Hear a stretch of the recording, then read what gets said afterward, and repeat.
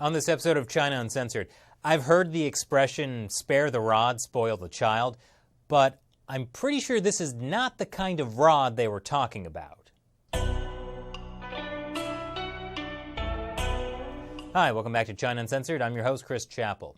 Well, it's back to school time, kids, and you know what that means. New backpacks, freshly sharpened pencils, and mandatory military drills. Gotta be ready to give your life for the glorious Communist Party at any age. But one kindergarten in Shenzhen, the city where your iPhones are made, thought they'd try something a little different this year. Pole dancing. I think some of the kids kinda liked it. American journalist Michael Standard, whose kids went to this kindergarten, posted the pole dancing footage on Twitter. It had been circulating on WeChat among angry parents. Apparently, the principal of Xinshahui Kindergarten in Shenzhen thought pole dancing was the best way to welcome students into a new school year.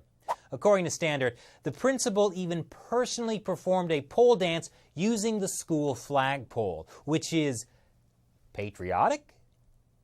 Then she brought in another dancer, because obviously you can't just have one pole dance. Kindergartens in China are part of preschool education, so the kids at the school were between 3 and 6 years old. The principal, Lai Rong, defended her actions, saying the pole dancing was to liven up the mood. And I can understand, kids that age are hard to entertain. I mean, the school already did the military indoctrination thing over the summer, so there weren't a lot of options left.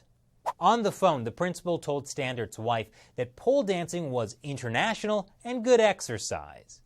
She also told her that they were planning on having pole dancing classes at the school. The parents of the kindergarteners, however, were not thrilled. Many called the police, the media, and the local education bureau to complain. So this story went viral. Even the BBC had to cover it. Very improper. And once the story made Chinese and international headlines, the local education bureau decided it should probably make a statement. They said the pole dance was inappropriate and the principal should be fired. Well, she was. After the public outcry, Principal Lai apologized, saying it was a very terrible viewing experience for the kids and the parents. I mean, come on, the dancing wasn't that bad. Principal Lai also told the Washington Post, "I just want the kids to know the existence of this kind of dance." Perfectly reasonable. 3 to 6-year-olds should know about the existence of pole dancing. Principal Lai calls herself a pole dancing enthusiast and said that she started pole dancing to help her back and shoulder problems and even lost 20 pounds dancing. I guess this is just a case where her personal enthusiasm overwhelmed her professional boundaries. Like the time that producer Matt tried to build an entire set for China Uncensored out of Legos. That was not okay, Matt. I was stepping on Legos for weeks. But unlike Matt, I think Principal Lai can be forgiven, because pole dancing is even being pushed in state-run media, like my favorite, the Global Times. Okay, I think that one got lost in translation. That's more like dancing with poles. But here's another Global Times article that's, well, it's really not so much an article as it is just a series of pictures of women pole dancing. The headline is, "Hot Pole Dancing Staged in the Street," but it doesn't say which street, or even which country. What's that, Shelley? You're kidding. Poland.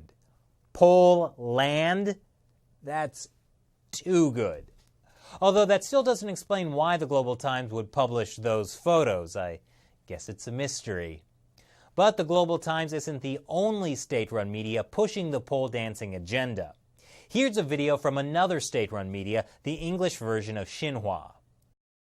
The pole dance has become a way for people to keep fit, especially for girls and women. And can I just say, the guy teaching that class is amazing. Check out his shirt.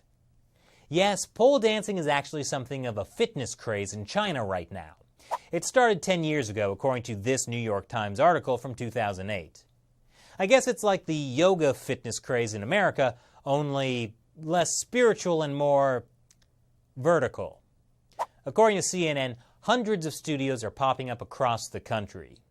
One of the pole dancing experts they interviewed said, at this point in the whole country, everywhere, every province, every corner, pole dancing is popular. Everyone has been exposed to this now. Yep, everyone, including kindergartners. But get this, pole dancing is so hot that China even has a national pole dance team and regularly hosts competitions in cities like Beijing and Hong Kong. Yes, China has established its own national pole dancing team. And according to Principal Lai, why shouldn't she be able to introduce pole dancing to the kids when there's even a pole dancing world championship? Well, there are plenty of things with world championships that I don't think should be introduced to young children, like Australian rules football or air guitar. But wait. If Principal Lai is saying that pole dancing is a prestigious international sport, then this starts to make sense.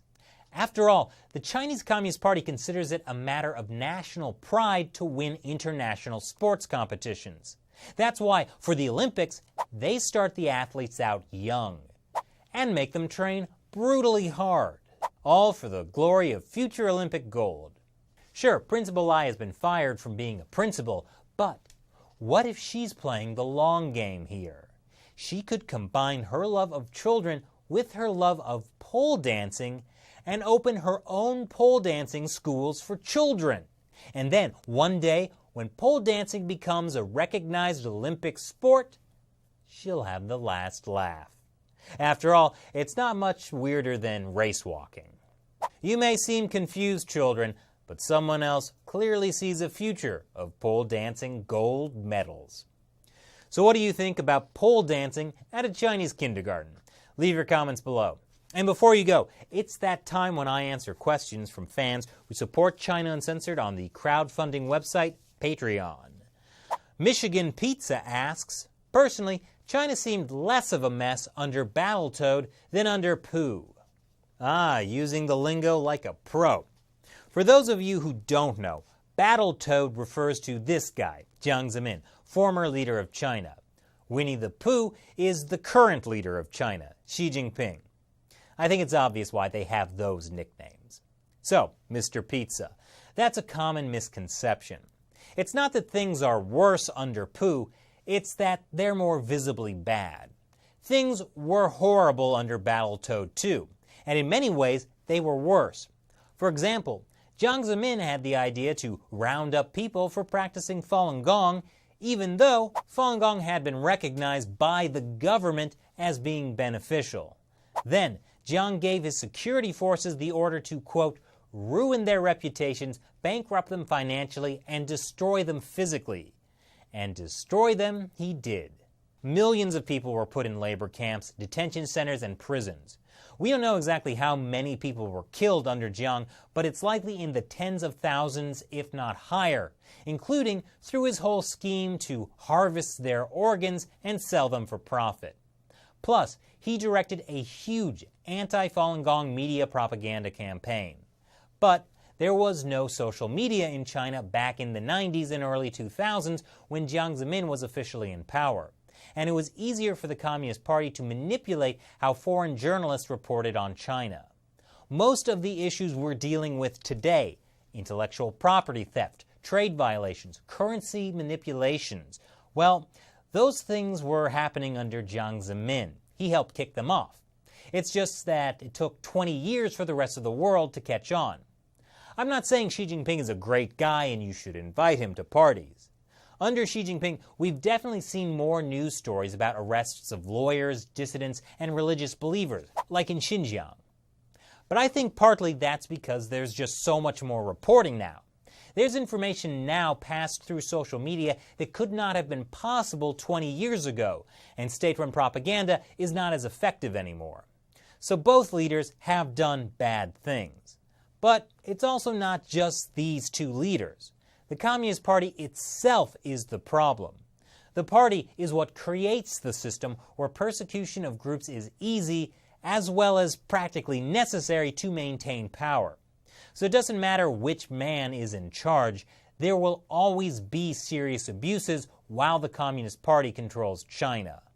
But I suppose, at least when it comes to mass murder, Jiang Zemin is probably the worst leader since Mao. Or, I guess, best if you're going for a gold medal for mass murder. Thanks for your question. In case you don't know, China Uncensored episodes are often getting demonetized by YouTube because the content is too controversial. So, we started crowdfunding the show on the website Patreon. If you sign up to support the show, you get some cool gifts, plus you can ask me questions that I may answer on the show. So, head over to patreon.com/China Uncensored to learn more. There's a link below. And don't forget to give a big thank you to all the patrons who made this show possible. Thanks for watching this episode of China Uncensored. Once again, I'm your host, Chris Chappell. See you next time. Did you know YouTube has been suppressing China Uncensored? Help this show by sharing this episode with your friends. And don't forget to like and subscribe and turn on that notification bell so you'll get notifications whenever we have a new episode out.